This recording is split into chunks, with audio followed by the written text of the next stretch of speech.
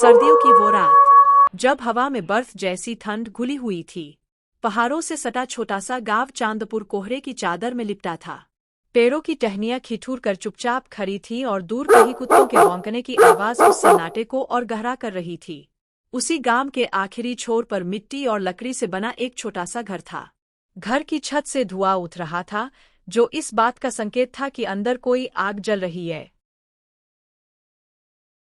मोहन, आग में थोड़ा और लकड़ी डाल दो। ठंड आज कुछ ज्यादा ही लग रही है। हाँ राधा, बस डालता हूँ। लकड़ियाँ भी जैसे आज ठंड से डर गई है, ठीक से जल ही नहीं रहीं। मोहन और राधा गांव के सबसे गरीब लेकिन सबसे मेहनती दंपति थे। उनके पास ज्यादा कुछ नहीं था, न ढंग के कपड़े, न पक्की छत, पर उनके पास एक दूसरे का साथ जरूर था। आग के पास उनकी 8 साल की बेटी गुड़िया बैठी थी।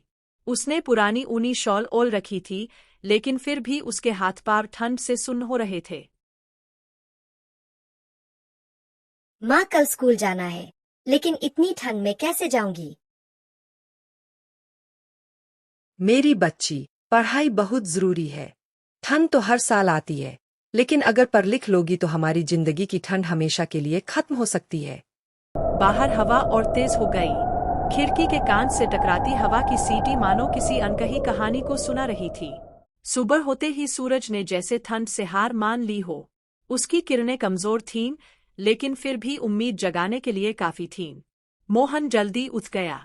उसके हाथ पैर सुन्न थे, फिर भी वह रोज की तरह मजदूरी के लिए निकल पड़ा। जल्दी लौट आना, आज मौसम ठीक नहीं लग रहा। चिंता मत करना, मैं शाम से पहले लौट आऊंगा।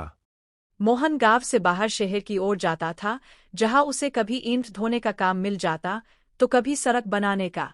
ठंड में मजदूरी मिलना मुश्किल था, लेकिन पेट की आग ठंड से भी ज्यादा तेज होती है। शहर जाते समय मोहन को जंगल का एक हिस्सा पार करना पड़ता था। आज कोहरा इतना घना था कि 2 कदम आगे भी कुछ दिखाई नहीं दे रहा था। तभी उसे किसी के कराहने की आवाज सुनाई दी। अरे यह आवाज कहाँ से आ रही है? यह तो किसी के कराहने की आवाज है। कौन है वहां पर, मेरे सामने आए। आवाज फिर आई। मोहन ने हिम्मत जुटाई और आवाज की दिशा में बया। वहां उसने एक बूढ़े आदमी को देखा, जो ठंड से कांप रहा था और बर्फीली जमीन पर गिरा पड़ा था। बेटा, मुझे बहुत ठंड लग रही। ठंड की वजह से मेरे हाथ पैर सुन्न हो गए हैं। इस बुरे शरीर में इतनी ताकत नहीं कि घर जा सके। बेटा, क्या तुम मेरी मदद करोगे मेरे घर तक जाने में? बाबा, आप यहाँ कैसे? बाहर कितनी ठंड पड़ रही है। आपकी हालत बहुत खराब हो रही है। आप तो बुरी तरह कांप रहे हो। बाबा, आपके शरीर को तो गर्माहट की जरूरत है, वरना आपकी तबीयत खराब हो जाएगी। चलिए, मैं जल्दी से आपको आपके घर लेकर चलता हूँ। जल्दी बताइए मुझे, आपका घर कहाँ है? मोहन ने अपनी शॉल उतारकर उस बूढ़े आदमी को ओढ़ा दी और उसे सहारा देकर पास के झोपड़े तक ले गया। झोपड़े में आग जलाई गई। बूढ़ा आदमी कुछ सामान्य हुआ। उसकी आंखों में अजीब सी चमक थी। बेटा, इस ठंड में तुमने मेरी जान बचाई है। लोग कहते हैं ठंड दिलों को भी जमा देती है, लेकिन तुम्हारा दिल तो बहुत गर्म है। बाबा, आप यह कैसी बात कर रहे हो? मेरी जगह अगर कोई और इंसान होता तो वह भी तो आपकी मदद करता, और मैं भी तो एक इंसान हूं ना। अगर इंसान इंसान की मदद नहीं करेगा तो फिर किसकी करेगा? बाबा, इंसानियत ही सबसे बड़ी गर्माहट है। बूढ़े आदमी ने मोहन को आशीर्वाद दिया और जाते समय एक छोटा सा कपड़े का थैला दे गया। इसे संभाल कर रखना, सही समय आने पर काम आएगा। शाम को मोहन घर लौटा। उसने सारा किस्सा राधा को सुनाया और थैला दिखाया। इस थैली में ऐसा क्या खास है? इसमें क्या है? पता नहीं, पर बाबा की आंखों में कुछ खास था। थैला खोलते ही उसमें कुछ बीज और एक पुरानी चिट्ठी मिली। चिट्ठी में लिखा था, ये बीज ठंड से नहीं डरते। इन्हें बोना, मेहनत करना और भरोसा रखना। मोहन और राधा ने ठंड के बावजूद उन बीजों को अपने छोटे से खेत में बो दिया। गांव वाले हंसते थे। अरे मोहन, तुम क्या पागल हो गए हो? इस ठंड में कुछ नहीं उगता। तुम्हारी मेहनत बेकार जाएगी, क्यों परेशान होते हो? बेकार के झमेले में पड़कर मेरी बात मानो, घर जाकर आराम करो। शायद धरती भी उम्मीद पहचानती है। दिन बीतते गए, ठंड कम होने लगी और धीरे धीरे खेत में हरी कोम्पलें निकल आईं। वसंत आते आते खेत सोने जैसा चमकने लगा। वह फसल गांव में पहली बार देखी गई थी। व्यापारी दूर दूर से आए। ऐसी फसल हमने कभी नहीं देखी, हम इसे अच्छे दामों में खरीदेंगे। मोहन की मेहनत रंग लाई। उसके घर में पहली बार सर्दी के लिए नए कपड़े आए, चूल्हे में भरपूर लकड़ियां थीं और गुड़िया के हाथ में किताबें। 1 साल बाद फिर वही ठंड आई, लेकिन इस बार हालात बदल चुके थे। घर में आग जल रही थी, लेकिन दिलों में डर नहीं था। पापा, अब ठंड अच्छी लगती है। पहले हमने इस ठंड में कितनी मुसीबतें गहरी है। मैं ऊपर वाले से दुआ करती हूँ कि वह दिन फिर कभी लौट कर न आए। क्योंकि अब हमारे पास उम्मीद की गर्माहट है। बाहर ठंडी हवा चल रही थी, लेकिन उस छोटे से घर के अंदर प्यार, मेहनत और इंसानियत की आग जल रही थी, जो कभी बुझने वाली नहीं थी। नीति ठंड चाहे मौसम की हो या जिंदगी की, अगर इंसानियत और मेहनत साथ हो तो हर सर्दी को हराया जा सकता है। कुछ दिनों बाद वहाँ बुजुर्ग बूढ़ा आदमी गांव में आता है। वह बूढ़ा आदमी जैसे ही मोहन को देखते ही पहचान गया। वह उसे कहता है, बेटे, तुम तो वही होना जिसने मेरी कुछ महीना पहले मेरी जान बचाई थी। वह तुम ही होना। उसे दिन तुम नहीं आते तो शायद मेरे प्राण भी नहीं बच पाए। हाँ बाबा, मैं भी आपको पहचान लिया। आपका आशीर्वाद से मेरा जीवन बहुत ही अच्छा व्यतीत हो रहा है। आपने जो कपड़े का ठेला दिया था उसमें कुछ बीज रखे हुए थे, जैसे मैंने और मेरी पत्नी ने उन बीज को मेरे छोटे से खेत में डाल दिया। कुछ दिनों में वहाँ फसल सोने जैसी चमाकोटी। उस फसल के मुझे बहुत अच्छे दाम मिले हैं बाबा, आपका आशीर्वाद से। हाँ मोहन बेटे, वह बीज कोई साधारण बीज नहीं थे, वह एक जादू और रहस्यमयी बीज थे। मैंने वह बीज तुम्हारी ईमानदारी और भलाई देखकर तुम्हें आशीर्वाद के तौर पर दिए हैं। तुम एक नेक इंसान हो मोहन। हाँ बाबा, उन बीज ने मेरा जीवन ही बदल दिया। बाबा, आपने जो बीज मुझे दिए हैं, उन बीज से मेरा परिवार कभी भी भूखा नहीं सोएगा। आपका आशीर्वाद स्वरूप की वजह से मेरे परिवार अच्छा भोजन, अच्छे कपड़े और उड़ाने के लिए मोटी रजाई, आज सब कुछ है मेरे पास है। एक वक्त ऐसा भी था जब मेरे घर पर लकड़ी भी नहीं थी आग जलाने के लिए।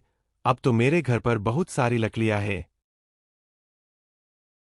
मोहन बेटे, तुम बहुत ईमानदार हो और तुम्हारा दिल भी बहुत साफ है। शायद इसीलिए ऊपर वाले ने तुम्हारी मदद करने के लिए मुझे भेजा हो। यह कहकर उस बूढ़े आदमी ने अपनी थैली खोली और मोहन के हाथ में कुछ सिक्के रख दिए। मोहन घबरा गया और बोला, बाबा, मैं यह नहीं ले सकता। मैंने तो आपकी कोई मदद भी नहीं की।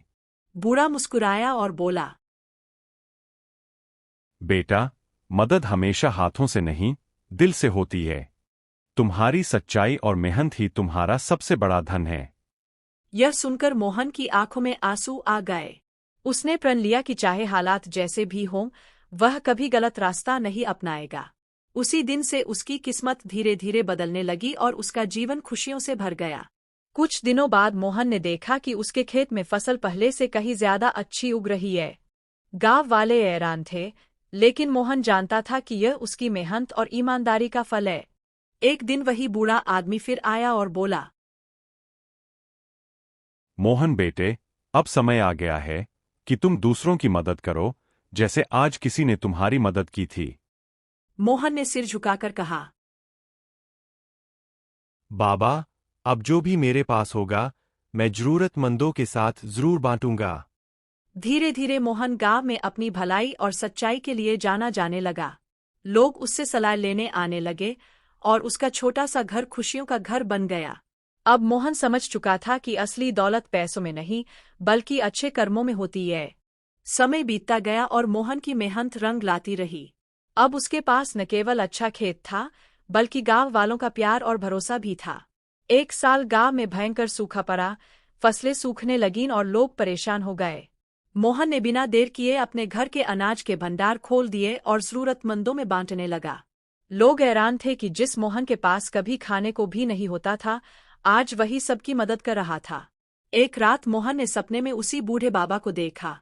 बाबा मुस्कुराकर बोले, बेटा, तुमने साबित कर दिया कि सच्ची अमीरी दिल की होती है। अब तुम्हारा जीवन दूसरों के लिए प्रेरणा बनेगा। सुबह उठकर मोहन का मन और भी शांत और मजबूत हो गया। अब वह समझ गया था कि सच्चाई, मेहनत और दया यही जीवन की सबसे बड़ी जीत है। बूढ़े बाबा के दिए हुए बीज से हमने गांव वालों की बहुत मदद की है राधा। देखो, जिन खेतों में पहले सूखा पड़ा रहता था, आज वहां हरियाली लहराती है। जिन घरों में कभी चूल्हा मुश्किल से जलता था, आज वहां बच्चों की हंसी गूंजती है। राधा की आंखों में खुशी के आंसू आ गए। वह बोली, यह सब तुम्हारे अच्छे दिल की वजह से हुआ है मोहन। तुमने बाबा के बीज सिर्फ बोए नहीं, बल्कि उम्मीद बोई है। उसी शाम पूरा गांव चौपाल में इकट्ठा हुआ। बुजुर्गों ने आशीर्वाद दिया, बच्चों ने फूल चढ़ाए और सबने मिलकर उत्सव मनाया। तभी अचानक वही बूढ़े बाबा भीड़ में दिखाई दिए।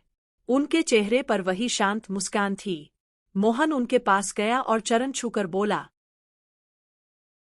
बाबा, आपके दिए बीज ने हमारी किस्मत बदल दी। बाबा ने धीरे से कहा, बीज तो सिर्फ बहाना था बेटा।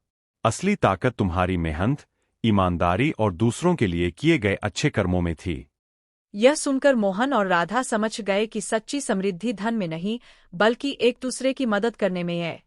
उस दिन के बाद उनका गांव सिर्फ खेतों से नहीं, बल्कि प्रेम और विश्वास से भी लहलहाने लगा।